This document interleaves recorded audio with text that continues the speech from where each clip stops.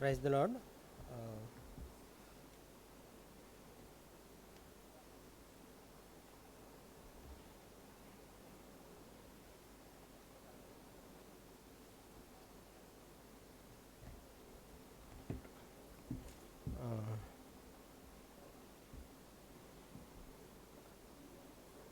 దేవుణ్ణి ఆరాధించుకోబోయే ముందు కొన్ని విషయాల్ని మనం జ్ఞాపకం చేసుకుందాం. దేవుని వాక్యం నుంచి కొన్ని విషయాల్ని మనం చదువుకొని ఎందుకు ఆరాధించాలి అనేటువంటి సంపూర్ణమైనటువంటి జ్ఞానంతో ఆయన్ని ఆరాధిద్దాం. నేను కొద్దిగా ఇంగ్లీష్ తెలుగు రెండు మిక్స్ చేసి షేర్ చేస్తాను.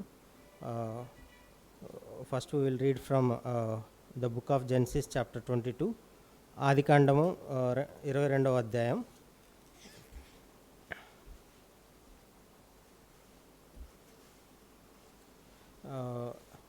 This is well-known portion. One person can read from English Bible if you have. Another person can read from Telugu Bible. We both will read. Both the persons can read simultaneously, in the sense one after the other. So first I will read from the chapter 22 verses 1 to 5 I will read. ఎవరైనా తెలుగులో చదవండి తర్వాత. Sometime later, God tested Abraham's faith. Abraham, God called. Yes, he replied, here I am. Take your son, your only son, yes, Isaac, whom you love so much, and go to the land of Moriah. Go and sacrifice him as a burnt offering on one of the mountains, which I will show you. The next morning, Abraham got up early. He saddled his donkey and took two of his servants with him, along with son Isaac. Then he chopped wood for a fire for a burnt offering and set out for the place God had told him about. On the third day of their journey, Abraham looked up and saw the place in the distance. Stay here with the donkey, Abraham told the servants.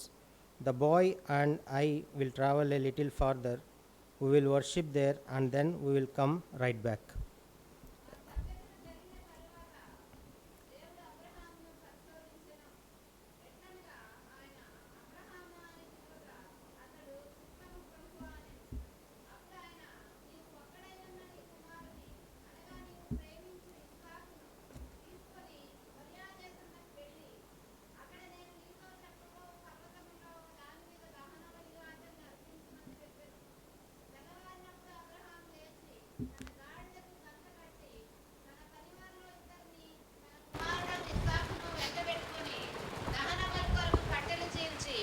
లేచి దేవుడు తనతో చెప్పిన చోటుకి వెళ్ళను. మూడవ నాడు అబ్రహాము కనులెత్తి దూరం నుండి ఆ చోటు చూచి తన పనివారితో, మీరు గాడిదతో ఇక్కడనే ఉండుడి, నేనును ఈ చిన్నవాడును అక్కడికి వెళ్ళి దేవునికి మ్రొక్కి మరలా మీ వద్దకు వచ్చేదామని చెప్పి. Thank you sister. ఇక్కడ మనం కొన్ని విషయాల్ని మనం జాగ్రత్తగా గమనించి అర్థం చేసుకుందాం. ఒక ప్రశ్న వేసుకుంటే, is it the right time for God to ask the sacrifice? సరైన సమయమా కాదా అబ్రహాముని తన కుమారుణ్ణి బలిగా ఇవ్వటానికి దేవుడు అడుగుతూ ఉన్నాడు. అది సరైన సమయమా కాదా? అలాగే అది సరైనటువంటి సాక్రిఫైజా కాదా? Is it the right sacrifice that God was asking Abraham to give? ఇక్కడ రెండవ వచనం కనుక మనం చూస్తే వర్స్ 2, ఎవరైనా ఇంగ్లీష్లో ఒకసారి గట్టిగా చదవండి. Verse 2, will get some clarity on what God is asking. ఒకసారి ఎవరైనా చదవండి ఇంగ్లీష్లో. Otherwise I will read. Take your son, your only son, yes Isaac. ఇక్కడ దేవుడు మాట్లాడేటప్పుడు అబ్రహాంకి కొన్ని డౌట్స్ ఉండొచ్చు. దేవుడు మన బలిగా అడుగుతూ ఉన్నాడు, ఎందుకు ఆయన కరెక్ట్గా ఇసాక్నే బలిగా అడుగుతున్నాను అని క్లియర్గా చెప్తున్నాడంటే, ఆ రోజుల్లో ఉన్నటువంటి ప్రాక్టీసెస్ని బట్టి హ్యూమన్ సాక్రిఫైస్ అంటే వేరే జాతులు, ఇస్రాయేలీలు కాకుండా వేరే వాళ్ళు మనుషుల్ని బలిగా ఇవ్వటం అనేది వాళ్ళకి అలవాటుగా ఉండేది. కానీ అలాంటి సందర్భంలో అబ్రహాము దేవుడి నుంచి అటువంటి ప్రశ్నని లేదా అటువంటి పరీక్షని ఎక్స్పెక్ట్ చేసి ఉండకపోవచ్చు. అందుకే దేవుడు క్లియర్గా దాన్ని చెప్తూ ఉన్నాడు. ఎందుకంటే దేవుడు మనుషుల బలుల్ని కోరేటువంటి వాడు కాదని అబ్రహాంకి క్లియర్ అండర్స్టాండింగ్ ఉండి ఉండొచ్చు. అందుకనే దేవుడు చెప్పేటప్పుడు కూడా ఇసాక్ని డిస్క్రైబ్ చేస్తూ, అంటే ఎటువంటి బలిని ఆయన కోరుకుంటున్నాడు అని డిస్క్రైబ్ చేస్తూ మనకి తెలుగులో ఒకసారి చదువుదాం. అప్పుడు ఆయన, నీకు ఒక్కడై ఉన్న నీ కుమారుని అనగా నీవు ప్రేమించు ఇస్సాకుని తీసుకొని మోరియా దేశమునకు వెళ్ళి అక్కడ నేను నీతో చెప్పబో పర్వతములలో ఒకదాని మీద దహనబలిగా అతనిని అర్పించమని చెప్పాను. ఇక్కడ 3 విషయాలని దేవుడు చెప్తూ ఉన్నాడు. ఒకటి, నీ కుమారుని, ఆ కుమారుడి గురించి చెప్తూ, అనగా నీవు ప్రేమించు ఇస్సాకుని. ఇక్కడ ఇంగ్లీష్లో చూస్తే మనకి చాలా క్లియర్గా కనిపిస్తూ ఉంటుంది. Take your son, your only sun, whom you love so much. ఇట్లా బలిగా ఇచ్చేటప్పుడు, అంటే ఇస్సాకుని బలిగా ఇచ్చేటప్పుడు ఎందుకు ఇస్సాకును మాత్రమే అడిగాడు అంటే, ఇస్సాకు మీద అబ్రహాంకు ఉన్నటువంటి ప్రేమ లాంటిది. ఏదైనా సరే దేవుడు మనుషుల నుంచి కోరుకునేది అది ఎంతో ఉన్నతమైనది, అలాగే మనుషులకి ఎంతో విలువైనది. విలువలేనిది దేవుడు మనుషుల నుంచి కోరుకోడు. అది ఒక పాయింట్. తర్వాత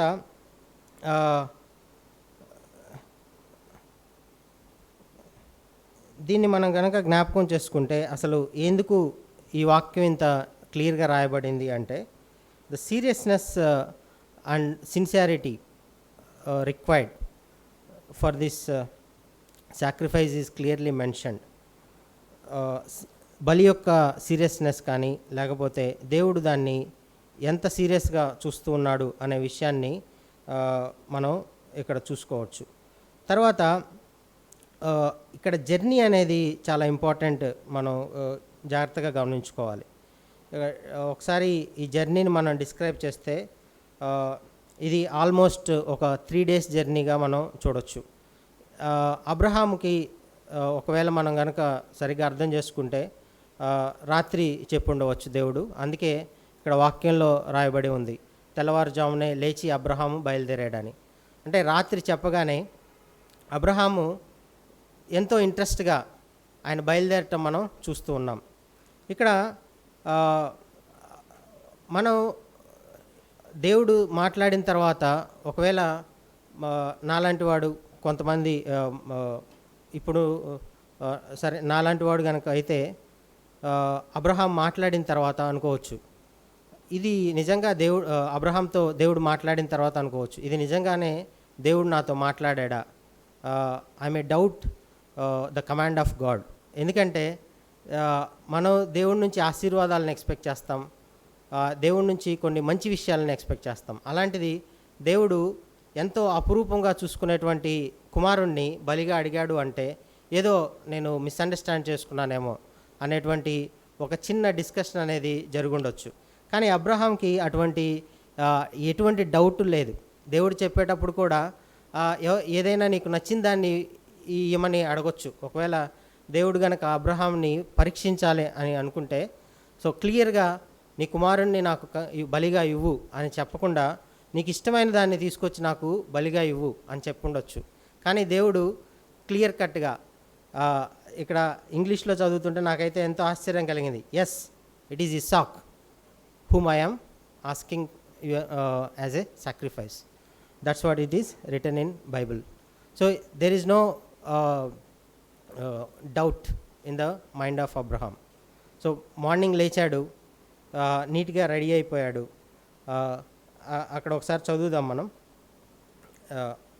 వర్స్ 3, తెల్లవారినప్పుడు అబ్రహాం లేచి తన గాడిదకు గంత కట్టి తన పనివారిలో 2 తన కుమారుడగు ఇస్సాకును వెంటబెట్టుకొని దహనబలి కొరకు కట్టెలు చీల్చి లేచి దేవుడు తనతో చెప్పిన చోటికి వెళ్ళెను. ఇది మనం చూస్తూ ఉన్నాం. ఎంతో డిటర్మినేషన్ తోటి, ఎంతో ఆసక్తితోటి దేవుడి దగ్గరికి తన కుమారుణ్ణి ఎంతగానో ప్రేమించినటువంటి ఇస్సాక్ని బలిగా ఇమ్మని దేవుడు కోరినప్పటికీ తెల్లవారుజామునే లేచి అది ఎంతో డిటర్మినేషన్ తోటి, ఆసక్తితోటి చేయటం మనం చూస్తూ ఉన్నాం. కానీ ఇక్కడ మనం కనుక గమనిస్తే ఈ జర్నీ సమయం అనేది చాలా ఇంపార్టెంట్. ఒకసారి 3 days జర్నీని కనుక జ్ఞాపకం చేసుకుంటే వితౌట్ ఎనీ థాట్ అనేది జర్నీ జరగదు. మనం ఒకవేళ ఒక 50 kilometers వెళ్ళటానికి బస్సులో కూర్చున్నా, ఈవెన్ బైక్లో నడుపుతున్నప్పటికీ, కార్లో కూర్చున్నప్పటికీ మన థాట్స్ అన్నీ ఎక్కడో ఉంటాయి. మనం చేయబోయేటటువంటి పని మీద మనం ఎంతో ఒక స్ట్రగుల్ అనేది మనం మైండ్లో చూస్తూ ఉంటాం. అలాంటిది 3 days టైం ఉంది అబ్రహాంకి. ఆయనతోటి సర్వెంట్స్ ఉన్నారు, ఇస్సాకు ఉన్నాడు.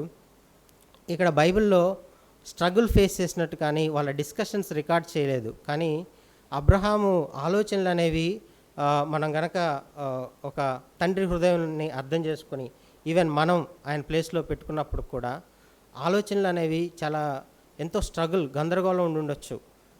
ఎలా దేవుడు నా కుమారుణ్ణి ఎలా అడిగి ఉండొచ్చు, లేకపోతే అది బలి ఇచ్చిన తర్వాత నేను ఎలాంటి సిచ్యువేషన్స్ని ఫేస్ చేయాల్సి వస్తుంది. ఇటువంటి ప్రశ్నలు అనేవి అబ్రహాము మైండ్లో వచ్చి ఉండొచ్చు. ఇక్కడ మనకి రాయలేదు, కానీ ఒకవేళ మనం కనుక దేవుడు మనకు ఎందుకో రాయలేదు, let us leave that point. But ఎందుకు ఈ విధంగా జరిగింది అని కనుక మనం ఆలోచించుకుంటే, దేవుడు ప్రయాణానికి 3 రోజులు ఎందుకు అబ్రహాంకి ఇవ్వాల్సి వచ్చింది అంటే, దేవుడు ఏది కూడా మనుషుల నుంచి ఏదో తొందర పెట్టేసి ఆయనకు కావాల్సింది తీసుకునేటువంటి స్వభావం ఉన్నటువంటి దేవుడు కాదు. ఏదో త్వరగా ఒక కన్ఫ్యూజన్ ఒకటి క్రియేట్ చేసి నువ్వు త్వరగా చేయకపోతే నువ్వు ఇది మిస్ అయిపోతావు అనేటువంటి ఒక ఎన్విరాన్మెంట్ని క్రియేట్ చేసి ఆయనకు కావాల్సింది తీసుకునేటువంటి దేవుడు కాదు. అందుకే దేవుడు ఆయనకి అంత సమయాన్ని ఇచ్చాడు. చాలా స్టేబుల్ మైండ్ తోటి అబ్రహాం తన కుమారుణ్ణి సాక్రిఫైస్ చేయటానికి ఆయనకు కావాల్సినటువంటి సమయాన్ని ఇవ్వటం జరిగింది. దేవుడు ఎప్పుడూ మనుషుల్ని తొందర పెట్టేవాడు కాదు. అలాగే దేవుడికి కావాల్సింది ఏంటంటే మనం విల్లింగ్ఫుల్గా, మనం చాలా ఇష్టంగా, మనం ఎటువంటి కన్ఫ్యూజన్ లేకుండా దేవుడికి కావాల్సింది ఇస్తున్నామా లేదా అని కన్ఫర్మ్ చేసుకోవడానికి దేవుడు సమయాన్ని ఇస్తూ ఉంటాడు. అలాగే God gives enough time to his children to think about what they are going to do. There are very crucial things that we can get when we focus on this journey. ఈ journey అనేది చాలా important. తర్వాత this is the second point. Third one చూసుకుంటే, ఈ decisions అనేవి చాలా ప్రాపర్గా ఉండాలి. అంటే దేవుడు ఏదన్నా అడిగినప్పుడు మనం తీసుకుపోయేటువంటి నిర్ణయాలు అవి మళ్ళీ ఫ్యూచర్లో చేంజ్ చేసుకొని లేదా రిగ్రెట్ అయ్యేటువంటి డెసిషన్స్, ఆ ఇన్స్టేబుల్ డెసిషన్స్ అనేవి మనం తీసుకోకూడదు. రెస్పాన్స్ ఆఫ్ అబ్రహాం కనుక మనం చూస్తే, Abraham was very balanced, quite balanced and stable to hear the God's command. అందుకే verse 3లో got up early in the morning. It is not the dialogue between God and Abraham as well as the mentioning of the events in this chapter is very clear, and God wants to tell his children very crucial things. In the verse 3 it is written, the next morning Abraham got up early, he saddled his donkey and took 2 of his servants with him along with his son Isaac. Then he chopped wood for a fire for a burnt offering and set out for the place God had told him about. And one more thing, the type of sacrifice God was asking. What is the kind of sacrifice? Burnt offering. ఒకసారి ఆ burnt offering గురించి మనం చూస్తే, అది ఏదైతే ఆఫరింగ్గా ఇస్తామో అది మొత్తం కంప్లీట్గా ఖాళీ బూడిదే మాత్రమే మిగులుతుంది. అలాంటి సాక్రిఫైస్ని చేయటానికి తనకి బాగా నచ్చినటువంటి ఇస్సాక్ని తీసుకువెళ్ళటానికి అబ్రహాం సిద్ధపడుతూ ఉన్నాడు. దీని కనుక మనం చూస్తే అనుకోవచ్చు, ఈ అబ్రహాము 2 విధాలుగా మనం అర్థం చేసుకోవచ్చు. ఇంతకుముందు చదివినటువంటి చాప్టర్, అంటే లెటసే హాగరు ఇస్మాయిల్ని విడిచిపెట్టేటప్పుడు అబ్రహాంకు ఉన్నటువంటి స్ట్రగుల్ని కొంత నెగిటివ్ సెన్స్లో కనుక చూస్తే, దేవుడు ఈయనకి ఒక కుమారుణ్ణి ఇస్తానన్నాడు కాబట్టి తన దాసికి పుట్టినటువంటి కుమారుణ్ణి, తన దాసిని ఈజీగా వదిలేసి ఉండొచ్చు అని మనం ఒక నెగిటివ్ సెన్స్లో అబ్రహాం క్యారెక్టర్ని అర్థం చేసుకోవటానికి ఛాన్స్ ఉంది. కానీ God did not left Abraham just like that. So అక్కడ మనం చూస్తే చాలామందికి హాగరు యొక్క మనస్తత్వం, హాగరు యొక్క సిచ్యువేషన్ అనేది మనసుకి హత్తుకునే విధంగా ఉంటుంది. దాన్ని స్టోరీని నేను మొత్తం చదివేటప్పుడు కూడా సో ఫస్ట్ ఆ పోర్షన్ వరకే, ఆ ఎపిసోడ్ వరకే కనుక చూస్తే ఎంతో బాధాకరమైనటువంటి సన్నివేశం.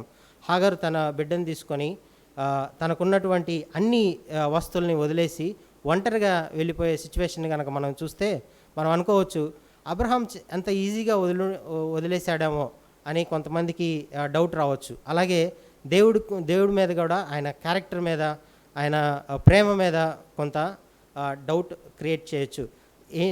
ఏ విధమైన డౌట్ అంటే he is very partial towards man అని, man in the sense male dominated society. So కానీ ఇక్కడ God did not leave Abraham without testing him. So దేవుడు హాగర్కి ఎటువంటి పరీక్షను అయితే ఇచ్చాడో, హాగరు తన విశ్వాసాన్ని అంటే దేవుణ్ణి నమ్ముతుందా లేదా అనేటువంటి పరీక్షని చాలా స్ట్రాంగ్గా ఆయన ఎగ్జిక్యూట్ చేశాడో, అబ్రహాంని కూడా అలా వదలలేదు. దేవుడు అంటూ ఉన్నాడు, నీకు ఇష్టమైనటువంటి కుమారుడిని ఇస్తానని ఎప్పుడు ప్రామిస్ చేసింది పొందుకున్నాడు. కానీ అబ్రహాంని నువ్వు అది నాకు బలిగా ఇవ్వు. ఎటువంటి బలిని? మనం తర్వాత ఎక్సోడస్ కానీ అటువంటి నెక్స్ట్ కమింగ్ చాప్టర్ బుక్స్లో చూస్తే replacement for human is can be seen in the books. ఇక్కడ అటువంటి రీప్లేస్మెంట్ అనేది లేదు, డైరెక్ట్గా ఇసాక్నే బలిగా అడుగుతూ ఉన్నాడు. సరే, ఇక్కడ ఇవన్నీ కనుక మనం చూస్తే అబ్రహాం యొక్క ఫెయిత్ అనేది ఎస్టాబ్లిష్ చేయడానికి దేవుడు టెస్ట్ చేశాడు. అలాగే Abraham was very successful in proving his faith అని మనకి అర్థమవుతుంది. In parallel to that one more story is going on. So ఈ పోర్షన్ అంతా చదివిన తర్వాత నాకు ఒక డౌట్ వచ్చింది. సో అబ్రహాముకి దేవుడు ప్రామిస్ చేశాడు ఇస్సాక్ని ఇస్తానని, అదొక స్టోరీ. తర్వాత దేవుడు క్లియర్గా మాట్లాడాడు అబ్రహాం తోటి, ఇస్సాక్ని నాకు బలిగా ఇవ్వమని. దేవునికి అబ్రహాంకి మధ్యలో ఉన్నటువంటి రిలేషన్, దేవుని అబ్రహాం ఎంతగా ప్రేమిస్తాడు దాన్ని బట్టి అబ్రహాము రెడీ అయిపోయి ఉండొచ్చు, అబ్రహాం సిద్ధపడిపోయి ఉండొచ్చు ఇస్సాక్ని బలి ఇవ్వటానికి. కానీ what made Isaac to be very quiet on the sacrificial place? ఆ క్వశ్చన్ అనేది నన్ను ఎంతో పించ్ చేసింది. Let us read that portion in chapter 22 verse 6 onwards. ఎవరైనా తెలుగు లైన్ చదవండి, పర్లేదు. 6వ వచనం నుంచి చదవండి, 22వ అధ్యాయం చదవండి సిస్టర్.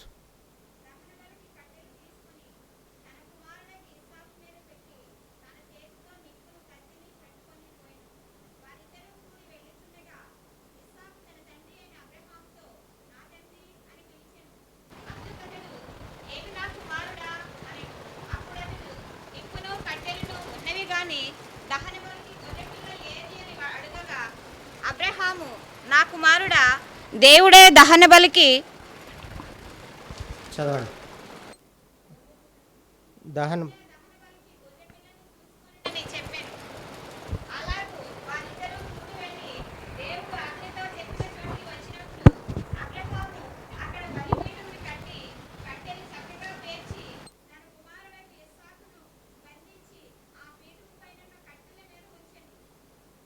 చాలు. ఇక్కడ చూడండి, ముందు ఇస్సాక్కి ఏమని చెప్పాడు? దేవుడు బలికి కావాల్సినటువంటి గొర్రెపిల్లని ఆయనే ప్రొవైడ్ చేస్తాడు అని చెప్పాడు. ఇస్సాకు క్యారెక్టర్ని కనుక మనం చూస్తే కొండ కింద నుంచి ఆయన భుజాల మీద కట్టెలు పెట్టుకొని పైకి వెళ్ళిన తర్వాత అబ్రహాంకి హెల్ప్ చేసి ఉండొచ్చు ఇస్సాక్ కూడా. ఆ ప్లేస్ అంతటిని శుభ్రపరిచి నీట్గా ఆ కట్టెలను పేర్చి దాని మీద ఇస్సాక్ను పడుకోబెట్టి కట్టేశాడంట. So if you see that complete episode, నాకు అర్థం కాని పాయింట్ ఏంటంటే, అబ్రహాము విశ్వాసం గొప్పది కాబట్టి అబ్రహాము ఇవన్నీ చేస్తుండొచ్చు. కానీ ఇస్సాకు ఎంతో చక్కగా ఎటువంటి డిస్టర్బెన్స్ లేకుండా, he did not resist Abraham to do all these things. So that's what we see in the character of Isaac. Isaac was quietly going in the journey, as well as he was quietly laying down on the place. Even he could not resist when Abraham was tying him to the him on that place. So ఈ episode మొత్తం కనుక చూస్తే I was very much surprise. ఇక్కడ ఈ 2 క్యారెక్టర్స్ని మనం క్లియర్గా అర్థం చేసుకోవడానికి ప్రయత్నిద్దాం. ఇసాక్ గనక చెయ్యాలి అనుకుంటే ఏమేం చేసి ఉండొచ్చు అని మనం కనుక ఆలోచించుకుంటే జర్నీలో థింక్ చేయొచ్చు. అబ్రహాంని ఎప్పుడైనా అడగొచ్చు, మనం గాడిదల్ని తీసుకువెళ్తున్నాం, బలి ఇవ్వటానికి ఎటువంటి గొర్రెల్ని కానీ ఎటువంటివి తీసుకువెళ్ళట్లేదు ఏంటి అని డిస్కషన్ చేసి ఉండొచ్చు. అలాగే కొండ మీదకి వెళ్ళేటప్పుడు అడగొచ్చు. అడిగిన తర్వాత కూడా నువ్వైతే దేవుడు ప్రొవైడ్ చేస్తాడని చెప్తున్నావు, నన్నెందుకు కట్టేస్తున్నావు అని అడిగుండొచ్చు. ఇక్కడ మనం కనుక చూస్తే ఇసాకు 3 days జర్నీ చేసిన తర్వాత కొండ మీద తన కట్టెలను తనే మోసుకు వెళ్ళాడు. అతనేం చిన్నపిల్లోడు కాదు. హిస్టారియన్స్ ఏం చెప్పారు అంటే అతని ఏజ్ ప్రాబబ్లీ 22-35 మధ్యలో ఉండొచ్చు అని. So there is a fluctuation in the expectation of age. But still even 15 years 17 years అయినప్పటికి కూడా he was stronger than Abraham. Abraham age 100 అయితే ఇసాకు he was so much younger than Abraham. He can resist at any time, stopping him as a sacrifice. So ఈ క్యారెక్టర్ని మనం అర్థం చేసుకోవడానికి ప్రయత్నిద్దాం. సో ఇక్కడ అబ్రహామ్స్ ఫెయిత్ అనేది సరే ఈ ప్రశ్నగా క్లియర్ చేద్దాం. ఇసాకు ఎందుకు ఆ విధంగా చేయాల్సి వచ్చింది అంటే he's a promised son. So దేవుడు అబ్రహాంకి ఇచ్చినటువంటి ప్రామిస్డ్ సన్. మనం చూసి ఉండొచ్చు దేవుడు ప్రతి సందర్భంలోనూ ఎవరైతే తన యొక్క వాగ్దానాలని నిలబెట్టుకోగలరో వాళ్ళను మాత్రమే ఎన్నుకొని ఆయన ఈ లైనేజ్లో పెట్టుకుంటున్నట్లు మనం చూడొచ్చు. అటువంటి అటెంప్ట్లోనే ఇస్సాక్ని ఆయన చూస్ చేసుకున్నాడు. ప్రామిస్డ్ సన్ ఉండాల్సిన క్యారెక్టర్స్ కనుక మనం చూస్తే గాడ్ ఈ సందర్భంలో ఆయన ఏమేమి క్లియర్ చేయాలి అనుకున్న అనే విషయాన్ని మనం చూస్తే first point manifestation of Abraham's faith. This time God was so confident in Abraham's faith, not having any doubt. That's why the chapter itself, it was opened, God tested Abraham's faith. So it is the situation at which God was testing Abraham. ఇంతకు ముందు ఎన్నో పరీక్షల్లో Abraham మనం fail అవటం చూస్తున్నాం. కానీ ఈ పరీక్ష మాత్రం దేవుడు అబ్రహాం చేస్తాడా లేదా అనేది కాదు, కానీ అబ్రహాం యొక్క విశ్వాసం బయటపడటానికి ఆయన ఇచ్చినటువంటి అవకాశం క్లియర్ కట్గా. And second point, God wanted to raise an objection to human sacrifice. ఇక్కడ ఫైనల్ ఈ సిచ్యువేషన్ మొత్తం మనం చూస్తే దేవుడు ఆయన సాక్రిఫైస్ ఇవ్వటానికి అలో చేయలేదు. Human sacrifices were the best practices at that time. So దాన్ని క్లియర్గా ఖండించడం కోసం అది చేసి ఉండొచ్చు. This is the second reason. మనం ఒకసారి మికా 6:7 చదువుదాం. మికా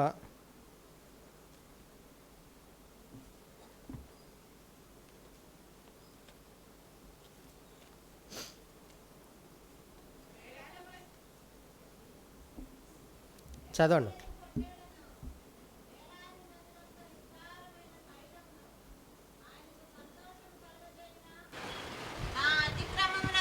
నా జ్యేష్ఠపుత్రుని నేను ఇత్తునా, నా పాప పరిహారమునకై నా గర్భఫలమును నేను ఇత్తునా. మనుష్యుడా, ఏది ఉత్తమమో అది నీకు తెలియజేయబడి ఉన్నది. న్యాయముగా నడుచుకొనుటయు, కనికరమును ప్రేమించుటయు, దీన మనస్సు కలిగి నీ దేవుని ఎదుట ప్రవర్తించుటయు, ఇంతే కదా యెహోవా నిన్ను అడుగుచున్నాడు. చాలా సిస్టర్, ఇక్కడ should we sacrifice our first born children to pay for our sins. నా యొక్క ఆత్మ చేసినటువంటి పాపాల కోసం నా కుమారుణ్ణి బలిగా ఇవ్వగలమా అంటే, ఆ రోజుల్లో ఈ వచనం ఎందుకు చదివామంటే హ్యూమన్ సాక్రిఫైస్, చైల్డ్ సాక్రిఫైస్ అనేది బెస్ట్ ప్రాక్టీసెస్గా ఉంటున్నాయి అప్పట్లో. సో ఇక్కడ బర్న్ట్ ఆఫరింగ్ గురించి మనం కనుక చూస్తే ఇట్స్ ఎ ప్రైవేట్ ఆఫరింగ్, అది చాలా పర్సనల్ థింగ్. అలాగే ఈ సిచ్యువేషన్ నుంచి అబ్రహాంకి ఇస్సాక్కి సైమల్టేనియస్గా వచ్చిన బెనిఫిట్స్ కనుక మనం చూస్తే Abraham would have not expected how Isaac will behave when he was trying to offer him as sacrifice. అబ్రహాంకి కూడా ప్రామిస్డ్ సన్ యొక్క క్యారెక్టరిస్టిక్స్ అనేవి దేవుడు చెప్పాలనుకుని ఉండొచ్చు. సో అదే ఒక సిచ్యువేషన్. ఈ సిచ్యువేషన్లో అబ్రహాం క్లియర్ కట్ అండర్స్టాండింగ్ అనేది తెచ్చుకున్నాడు. అలాగే Isaac could see the result of his father's faith that produced a replacement for the sacrifice. Isaac చూసి ఉండకపోవచ్చు దేవుడు అబ్రహాంకి ఎటువంటి హెల్ప్ చేస్తున్నాడో అని డైరెక్ట్గా ఆయన ఎన్కౌంటర్ అయి ఉండకపోవచ్చు. ఈ సిచ్యువేషన్లో ఇసాక్ కూడా ఒక క్లియర్ కట్ అండర్స్టాండింగ్ అనేది వచ్చింది. దేవుడు ఆయన ఫాదర్ యొక్క ఫెయిత్ని ఎలా రెస్పెక్ట్ చేస్తున్నాడు అనేది. అలాగే God also succeeded in confirming the obedience of promised son. This second point. దేవుడు ప్రామిస్డ్ సన్ యొక్క ఒబీడియన్స్ని కన్ఫర్మ్ చేశాడు. ఎవరికి?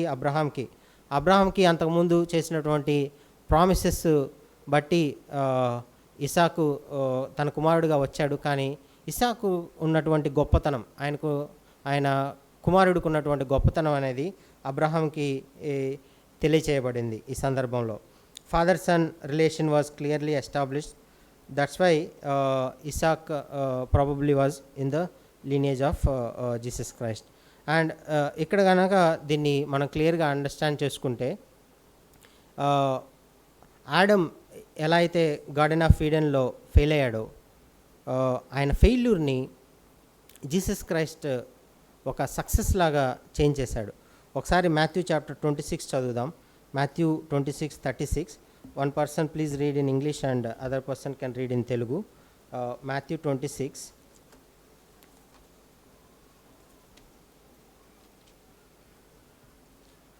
That complete portion we will read.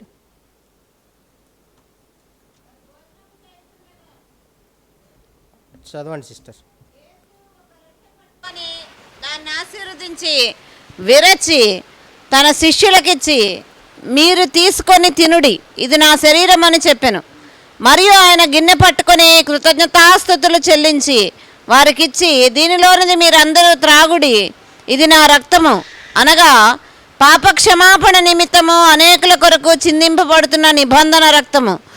నా తండ్రి రాజ్యంలో మీతో కూడా నేను ఈ ద్రాక్షరసము కొత్తదిగా త్రాగు దినము వరకు ఇకను దాన్ని తాగనని మీతో చెప్పుచున్నాను అనేను. చాలు. 38 వర్స్ కనుక మనం చూస్తే, he told them, my soul is crushed with grief to the point of death, stay here and keep watch with me.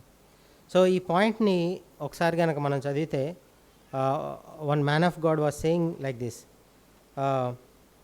severity of man's helplessness was clearly seen in this situation. యేసుక్రీస్తుకి మరణ భయం అనేది ఆయనకే అంత గొప్పగా ఉంది అంటే మరి మనుషుల యొక్క పరిస్థితి ఏంటి అని ఆయన కామెంట్ చేస్తూ ఉన్నాడు. If God was so crushed by the thought of death, that act of dying on the cross was not so easy. This is the second point. So చాలామంది దేవుడు యేసు ప్రభు క్రాస్ మీద చావలేదు, లేకపోతే ఆయన ఏదో సమ్ ఎక్సర్సైజ్ చేస్తున్నాడు అని కామెంట్ చేస్తూ ఉంటాడు. కానీ ఈ సిచ్యువేషన్ అనేది ఎక్స్ప్లెయిన్ చేస్తూ ఉంటుంది. ఆ డెత్ అనేది ఎంత క్రూయల్గా ఉండబోతుంది అనేది దేవుడికి తెలుసు కాబట్టే ఆయన అటువంటి యాగనీని ఎక్స్ప్రెస్ చేయడం జరుగుతుంది. ఇక్కడ 2 రీజన్స్ని మనం అర్థం చేసుకోవచ్చు. ఒకటి, దేవుడు ఆ మరణాన్ని ఈ సిచ్యువేషన్లో ఎందుకు ఆయన ఆ విధంగా ఎక్స్ప్రెస్ చేశాడు అంటే, Jesus was 100% man and 100% God. As a man, facing death is not so easy. That to he was having prior knowledge how he is going to be crucified. అటువంటి నాలెడ్జ్ ఆల్రెడీ మనకు గనక ఉంటే maybe మనం ఏం చేస్తామో మనం అయితే దాన్ని we cannot imagine. So 100% man కాబట్టి ఆయన ఫిజికల్ డెత్ అనేది ఎంత క్రూయల్గా ఉంటుందో ఆయన దాన్ని చూసి తట్టుకోలేని పరిస్థితిలో ఎక్స్ప్రెస్ చేసి ఉండొచ్చు. Second point, as a God facing that death was not it was not a symbol of glory, it was a symbol of shame. Facing that shame of sin as a God is not so easy.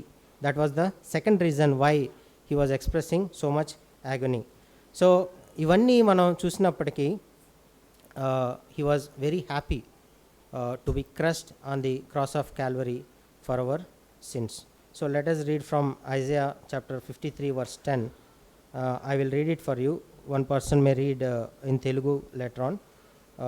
Isaiah chapter 53, యెషయా గ్రంథం 53వ అధ్యాయం 10వ వచనం. Yet it was the Lord's will to crush him, to cause him to suffer, and when his soul is made a guilt offering.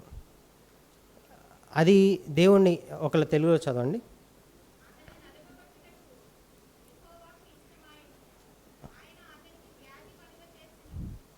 చాలు sister. First part అనేది very important. అతని నలుగుగొట్టుకు యెహోవాకి ఇష్టమాయన. మనం ఇక్కడ 3 సిచ్యువేషన్స్ని ఒకసారి నేను సమరైజ్ చేయడానికి ట్రై చేస్తాను. ముందు అబ్రహాం నుంచి తనకి మొదటగా పుట్టినటువంటి కుమారుడు ఇస్మాయిల్ దూరం అయ్యాడు. సో అబ్రహాంకి రీప్లేస్మెంట్ ఉంది. ఏంటి? ఇస్సాకుని దేవుడు మళ్ళీ ఆయనకి ఇస్తాడని. So God just did not leave Abraham's faith like that by giving a replacement for his son. He also tested Abraham, okay, by asking the only son as a sacrifice. దేవుడు అబ్రహాంని అలా వదిలేయలేదు. Okay, Ismail వెళ్ళిపోయాడు కదా, నేను ఇస్సాకును చూసి ఆనందిస్తాను అంటే ఆయన్ని అలా వదిలేయలేదు దేవుడు. సో ఆయన్ని కూడా సాక్రిఫైస్గా అడగటం మొదలుపెట్టాడు. సరే, చాలామంది అనుకోవచ్చు, మనుషులు కనుక ఈ స్టోరీ ఇక్కడితో ఆగిపోతే ఓకే, దేవుడికి మనుషుల నుంచి తీసుకోవడమే తప్పితే ఆయనకి ఇవ్వడం తెలియదు అనుకోవచ్చు. God did not stop at that point. God did not stop even to give his son as a sacrifice. So ఆయన పరీక్షలో పెట్టడానికి కూడా ఆయన సిద్ధపడ్డాడు. ఆయన కూడా పరీక్షలో నిలబడ్డాడు ఇక్కడ. సో మనం అడగొచ్చు, సరే అబ్రహాము జీవితాన్ని కనుక మనం చూస్తే ఆయన నుంచి టెస్ట్ చేసావు ఆయన్ని, కుమారుణ్ణి అడిగి, మరి నువ్వేం చేసావు అంటే దేవుడు కూడా తన కుమారుణ్ణి సాక్రిఫైస్గా ఇవ్వటానికి ఆయన వదలలేదు. ఈసారి అంతకుముందు అయితే రీప్లేస్మెంట్గా ఇచ్చాడు. అబ్రహాము కుమారుడికి రీప్లేస్మెంట్గా ఒక గొర్రెని ఇచ్చాడు. కానీ యేసుక్రీస్తు సాక్రిఫైస్ సమయంలో మాత్రం ఆయన ఇవ్వలేదు. దేవుడు అప్పటికి జీసస్ క్రైస్ట్ అడిగాడు, if it is possible to take this cup from me you can take అని. But God did not hear me. That's what we see. So let us read finally one verse and close. 1 Peter chapter 1 and verse 3. మొదటి పేతురు 1వ అధ్యాయం 3వ వచనం.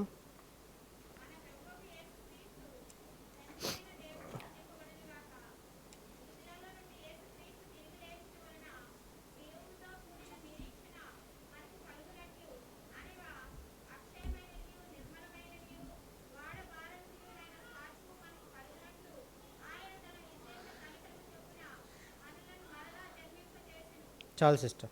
Blessed be the God and the father of our Lord Jesus Christ. ఇక్కడ Abraham స్టోరీలో అబ్రహాం యొక్క విశ్వాసం మాత్రమే కాదు మనకు కనపడింది. అబ్రహాము, ఇస్సాకు, అలాగే పరిశుద్ధాత్మ దేవుడు అక్కడ ఉండి ఆ సిచ్యువేషన్ మొత్తాన్ని నడిపించారు. ఇక్కడ కూడా మన ద వర్క్ ఆఫ్ సాల్వేషన్లో ట్రినిటీ యొక్క ఇంపార్టెన్స్ అనేది మనం చూస్తూ ఉన్నాం. దేవుడు, కుమారుడు, అలాగే పరిశుద్ధాత్మ దేవుడు ముగ్గురు కలిసి మన యొక్క రక్షణ కార్యాన్ని ఆ విధంగా నడిపించడం జరిగింది. So we cannot deny the fact that God gave his one and only sun as a sacrifice to take out our sins. God brought the inability of mankind to a perfect state where he could accept us through the blood of Jesus Christ. మనం ఎట్లా ఉన్నాము, ఆదాము ద్వారా వచ్చినటువంటి మనము పాపముతో ఉండి ఆయన ముందుకు వెళ్ళటానికి కూడా